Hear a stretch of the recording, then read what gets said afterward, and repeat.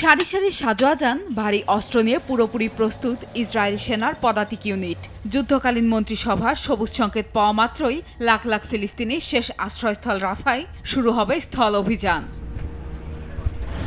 মূলত স্বাধীনতাকামী সংগঠন হামাসের শেষ ঘাঁটি ধ্বংসের অজুহাতেই দক্ষিণাঞ্চলীয় রাফায় নারকীয় তাণ্ডবের প্রস্তুতি নিয়েছে দখলদার সেনারা। ইসরায়েলি সংবাদ মাধ্যমের তথ্য অনুযায়ী দ্য নাহাল ব্রিগেড নামের তেল আবিবের অন্যতম শক্তিধর একটি পদাতিক ইউনিটকে রাফা অভিযানের জন্য পাঠানোর সিদ্ধান্ত নিয়েছে নেতানিয়াহু প্রশাসন। তবে অঞ্চলটিতে হামলা শুরু হলে হাজার হাজার নিরীহ ফিলিস্তিনির প্রাণহানি হবে বলে আশঙ্কা করা হচ্ছে।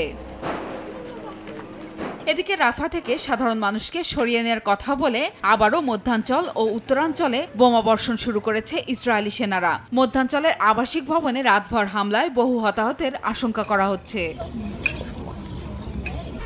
1, 2, 3 ঢাকায় জমি জিতে নিন 100% ক্যাশব্যাক সহ 20 কোটি টাকার পুরস্কার।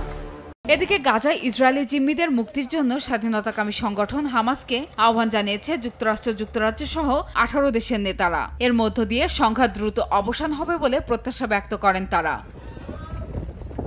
প্রিয়াঙ্কা চক্রবর্তী, সময় সংবাদ।